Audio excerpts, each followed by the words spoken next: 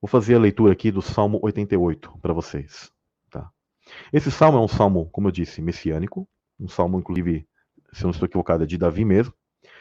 E nós conseguimos alguns paralelos daquilo que Davi ele tem uma inspiração, tá? De lembrar desse mundo onde ele, como um ser, era pré-existente. Toda essa mensagem aqui, pessoal, ela é muito importante porque ela está ligada. Se você não crê na pré-existência, ok. Então, faça de conta que você simplesmente nasceu na barriga da tua mãe e você surgiu lá e acabou. Ignore aquilo que eu vou estar fazendo leitura. Tá? Agora, quando você compreende que você é um ser pré-existente, você vai ter a, a revelação aqui nesse Salmo 88, que eu vou fazer a leitura. Em determinados momentos, você percebe que Davi ele está tendo sofrimento na vida dele aqui, mas ele começa a fazer lembranças e fala de uma espécie de, em dados momentos, do caos aquático. Ele também menciona sobre algo que é chamado de terra do esquecimento, que está ligado a este mundo onde nós estamos aqui. E ele fala sobre esses amigos que ele perdeu nessa espécie de caos, dessa morte, dessa perdição que houve, que na verdade estão ligados à queda dos seres celestiais. Tá? Então, olha só que interessante. Salmo 88 diz: Senhor Deus da minha salvação, diante de ti tenho clamado de dia e de noite. Chega a minha oração perante a tua face, inclina os teus ouvidos ao meu clamor, porque a minha alma está cheia de angústia e a minha vida se aproxima da sepultura. Olha que interessante. Estou contado com aqueles que descem ao abismo, ao Sheol. Estou como homem sem forças. Livre entre os mortos, como os feridos de morte que jazem na sepultura, no Sheol, dos quais te não lembras mais e estão cortados da tua mão. Aqui nesse momento eu já entendo que ele começa já a fazer alusão, tá, à entrada daquela vida antiga, onde ele começa a estar contado entre aqueles que estão mortos e vindo ao Sheol. Puseste-me, olha que interessante, puseste-me no abismo mais profundo, em trevas e nas profundezas. Sobre mim pesa o teu furor. Tu me afligiste com todas as tuas ondas. Olha que interessante. Essas ondas é aquele caos aquático, quando há o rompimento dos céus e terra. Por isso que nós lemos lá, no princípio criou Deus os céus e a terra.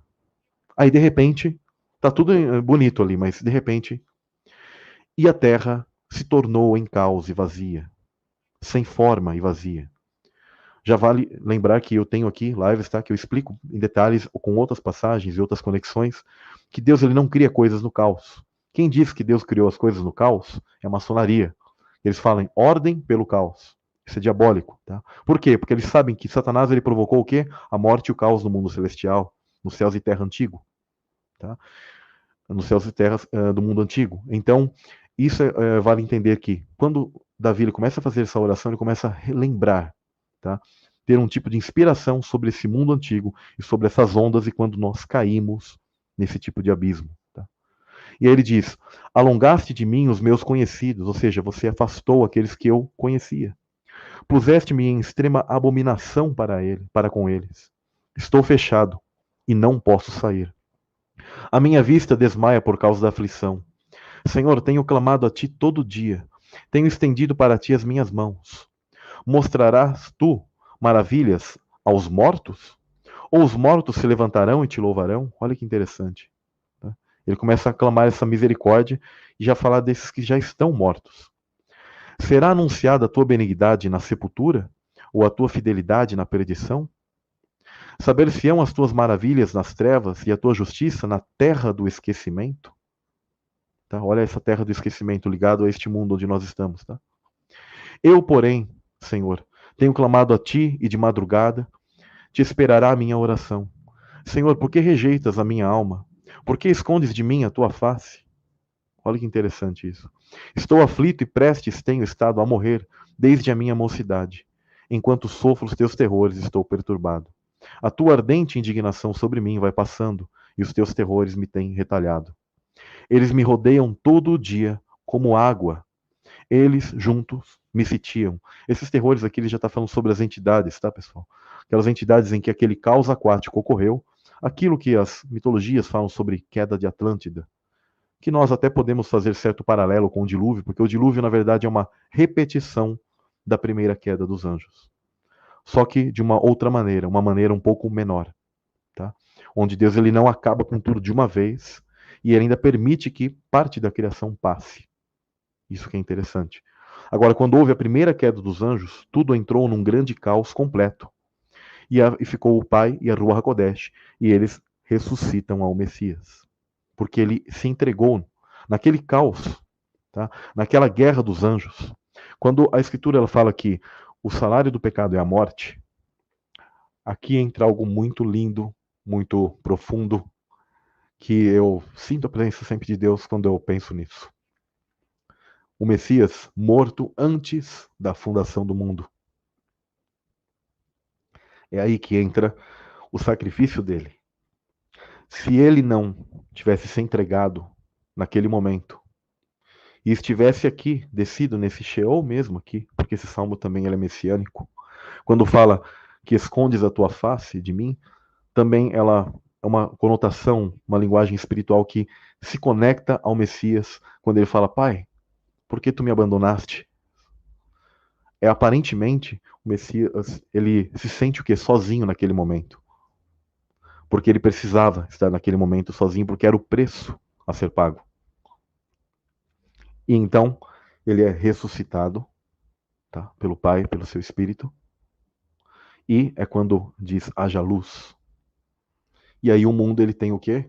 Uma nova terra, novos céus começam a ser criados, a serem criados, e todos os seres que tiveram um tipo de morte, essa morte que Davi ele fala aqui, onde estavam os contados na terra do esquecimento, temos uma chance de redenção. Essa é aquilo que a Escritura fala de aqueles que participam de carne e sangue, você e eu. Mesmo que você não creia, não importa que você não creia que você um dia existiu. Porque essa terra do esquecimento, ela faz isso com você. Hoje temos o que? A fé. Vamos viver a nossa vida pela fé. Mediante aquilo que Cristo fez, salvos por essa graça, por esse perdão que Deus está nos propondo. Esse é o porquê todos os seres que nascem nesse mundo, eles estão buscando o quê? Uma escolha entre bem e mal. Você está sendo provado. Você está sendo observado, analisado. Se você é digno do perdão ou não. Só que em meio a tudo isso, há essa queda também de outros anjos, mas que eles não têm redenção. Vocês entendem? Satanás ele foi atirado para essa antiga terra do esquecimento que nós estamos aqui. É esse Éden antigo onde ele esteve, não um novo céus e nova terra, mas é um primeiro Éden caído. Tá? É por isso que nós hoje estamos aqui. E Satanás ele ainda tem o que? Um controle desse mundo. Porque Deus está esperando passar esse tempo, esperando ao nascimento de cada um. Em Apocalipse fala, né? Quando mostram almas clamando, ele fala: aquietem-se, até que nasçam, se complete o número dos seus conservos, né? Dos seus irmãos. Por quê? Porque há um número de pessoas para nascer. Aquela passagem ela só se entende assim. Não há outro entendimento daquilo. Há um completar, há um número de pessoas específicas a virem a esse mundo. A questão da pré-existência ela é clara e ao mesmo tempo não clara para os cegos. Para aqueles que já tiveram a abertura, a revelação, o entendimento disso, fica muito claro nas Escrituras. Mas as pessoas negam e negam e negam.